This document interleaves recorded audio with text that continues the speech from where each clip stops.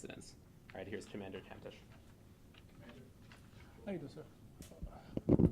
Is this better? Let me know when you're ready. Need me to spell my last name, first name, anything like that? First and last name? Yes, please. First, Commander Kevin Kentish. First name is going to be Kevin. Last name is going to be Kentish. Right? Yep. Today I'm here to talk about, we had 3 homicides that began last night at approximately 10:45 and continued all the way until about 12:30 a.m. First case I'm going to talk about was around Wednesday, April 24th at approximately 10:45 p.m. 7th District officers responded to the 2300 block of Anger Place Southeast with a report of sounds of gunshots. When officers arrived, they located a 17-year-old male suffering from multiple gunshot wounds. He was transported to a local area hospital where unfortunately he was pronounced deceased. In this case, the decedent was identified as 17-year-old Quentin Brown of Southeast DC.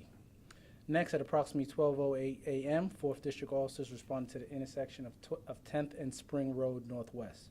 They responded for the sounds of gunshots. When officers arrived, they located 3 victims. First one was an adult male victim who was found suffering from multiple gunshot wounds, and unfortunately, after all life-saving efforts failed, he was pronounced deceased. They then located an adult female and a teenage male who were also suffering from gunshot wounds. They both were transported to local area hospitals, and at this moment, they are expected to survive.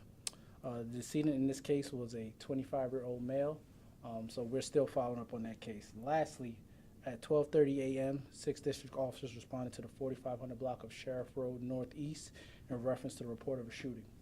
When officers arrived on the scene, they located an adult male suffering from multiple gunshot wounds.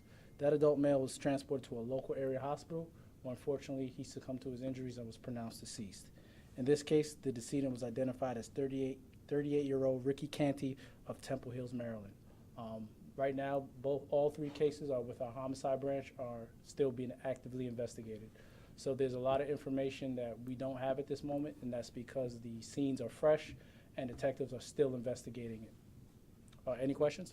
Commander, where's the mayor and or the chief? I mean, we're talking about 3 homicides in 2 hours, 3 hours, late Wednesday night. One person who was killed was a teenager. Why aren't they here as well? Unfortunately, that's something I can't speak to. I believe that's a question that's best suited for the mayor and the chief, but unfortunately, that's not something that I can answer. I do not know the schedules, and it's not something I can kind of guess at. Has the new crime center played a role in searching for the suspects? Absolutely. The new crime center has not only played a role in searching for the suspects in these cases, but in additional homicide cases prior to and other cases. The fact that they're quickly able to review video footage, reach out to partners, and also review video footage and quickly get it disseminated, which we've kind of showed with how quickly we've been getting our press releases out in reference to a lot of our vehicles that have been suspect vehicles, and the quick locating of these vehicles with the help of the community as well as officers, I think has played a vital role in it. Do you have lookouts at all for any of the suspects right now? At this moment, we do not. No suspects. Do you have anybody in mind? Do you guys know who you're looking for? No, we do. At this moment, we do not. Unfortunately, a lot of these cases require video review, so our detectives are still going through video and interviewing witnesses. Can you tell us what you thought? I'm assuming you've seen video that's gone, viral on social media of what just sounded like a war zone, like 30 seconds of shots last night, dozens of shots. What went through your head when you saw that? I mean, school wasn't in session at that time, but it happened near an elementary school. What do you think? I think it's the same thing that prior chief was saying, this chief is saying. I think we've all been constant in it. There's just way too many guns out. People have access to these guns, and when they get in these arguments, when they get in these, I guess like you said, disagreements that normally would not be handled in this manner, the first thing people are going to are guns. I think that shows that with the amount of rounds that you heard and how long it went for, that there's just way too many guns out here in the streets in the hands of the wrong people. Any chance or likelihood that any of these 3 are connected? Oh, right now we have no evidence that they're connected. All 3 are being investigated as independent homicides. They are not being connected at this moment. And in light of this, I mean, are you guys going to step up any patrols in these areas, or is there any plans to do that? Oh yeah, we're going to be more focused and more targeted in the way we patrol. Of course, we're going to, of course, allocate more resources throughout the district. But as of right now, I think we are planning to do that. So about 2 weeks ago on 10th and Spring, same block, there was another homicide. Neighbors were asking us, are these connected? Can you tell us anything about that? At this moment, no. We have no evidence to show that this is connected to that one. Okay. Is there anybody in custody for that one? No. So, we're hearing that there's a community meeting tomorrow at Northwest. In light of this, do you guys plan on attending this meeting? We will have representatives from the Metropolitan Police Department at that community meeting. Could you expand what exactly MPD is doing to combat crime throughout the summer? Many residents are telling me as summer approaches that they genuinely fear for their lives, particularly against the gun violence. We have people addressing gun violence all the time. Our commanders, people who are dedicated to our resources, they're putting more effort out there. We have a lot of initiatives out there. As you've seen, our real-time crime center is up and running. We are throwing everything we can to make sure that this is not a normal. Up until this point, all the data seems to show that crime comparably is down in several key violent crime areas this year. But what would your message be to residents who are concerned that there might be a summer spike? We normally see a spike in the summer just because the kids are out of school, it's hot, everybody's out there. My message to the residents would be the same thing that I think we've said all the time, is that we got to get these guns off the street, and there's no way we can close these cases, keep people in custody without the help of the community. In all three cases, we know that there are witnesses, there are people with information, and what we encourage them. We have a $25,000 reward for anybody that gives information that leads to the arrest and conviction of somebody. We encourage them to call 202-727-9099, and if they want to remain anonymous, please tip us at 50411.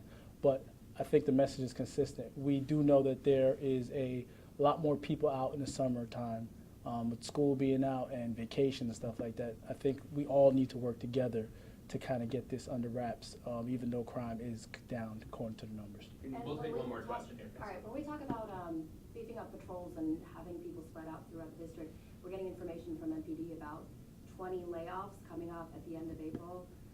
How are you going to manage this when you have fewer officers out on the streets? We're already talking about. I can't speak to the layoffs because that's not an area of expertise for me, so I'm not really familiar with that. But what I can tell you is that we have officers that are very good at what they do. We will allocate more resources to these areas, and we will have people out there, and the public will see that. So I can speak to that from my experience, but I cannot speak to the layoffs. Real quick about these Do three you have one shootings. question? Yes, can I just ask in Spanish so I can get the map down and then in English, just in case you don't understand? Oh, yeah, go ahead. I was like, what are you saying? I use someone in Spanish, but you guys don't Okay. have someone. So, ¿qué está haciendo el departamento de la policía? ¿Cuál es el plan de acción para evitar más incidentes como estos, especialmente a medida que aumentan las temperaturas durante los próximos meses? What is the police department doing to prevent crimes like these, especially during the next month when the temperatures tend to go up? We put people out there on patrol. We allocate more resources. We have a series of initiatives that have been very fruitful in getting guns off the street and getting the people that need to be arrested. Our homicide division is going to continue to work, continue to find people and hold them accountable. So I think we are on the right path to trying to get these crimes calmed down. Can you tell us about those initiatives? You mentioned there are initiatives in place. We have like a robbery suppression initiative and other initiatives similar to that, where we have people that volunteer their time to come in, work the overtime, and they come out there and they beat the streets. They give us more of a presence, and they have been very successful in getting guns off the street and stopping crimes in progress. Were those units involved in these 3 overnight incidents? As far as what? As far as being deployed to these shootings that happened overnight? No, this was our normal patrol was in response to a lot of these shooters that come in from radio runs. With 3 shootings and homicides in such a short period of time, what assurances can you give the public that streets are safe? I can give the assurance that we are continuing to actively investigate all 3 of these cases, and like you said previously, the numbers reflect that crime is down. The numbers reflect that we're putting people in the right place and we're arresting the right people. So I do not want unfortunately, these 3 crimes to have people thinking otherwise, but the numbers do show that crime is down, and we are doing what we need to do to get the crimes down as far as the numbers wise. And 2 All quick right, thanks, questions for guys. We appreciate clarification, it, guys. real quick. Tom, you said the number of violent crimes are down, but are you seeing an increase or the number of casualties, right? The number of homicides, but are you seeing an increase in how bold these crimes are getting, like last night's shooting where there were like 100 bullets being fired within just a couple seconds? I don't think we can measure the boldness of an individual. We can measure the crimes, and we can't measure the mindset of what an individual is doing when they go to commit these crimes. Some of these crimes are bold, but that's no different from what we've seen previously. From my experience, I cannot say that the mindset of a criminal is different now than it was a year ago. I think what we do now is we measure the amount of crimes, the amount of homicides we have, but somebody's mindset and how bold they are is not something we measure. And was there anything targeted between the 3 homicide investigations? You said they're all independent, but did any of them appear to be targeted shootings, or are they random? At this moment in time, we believe at least one is targeted. However, we still have to review video footage on the other 2 to kind of specify and be able to say something with certainty. Which one was targeted? At this moment, I won't be able to tell you which one because it still remains under investigation, but we believe one was targeted. And the other 2 were random? No, I'm not saying the other 2 are random. I'm saying at this moment in time, we're still investigating circumstances around those homicides. Thank you, Commander. Thank you. Thanks, Brent. No problem. So I have, for the, you guys would like these, if you would. These are releases for the homicide in the 4th district of the 10th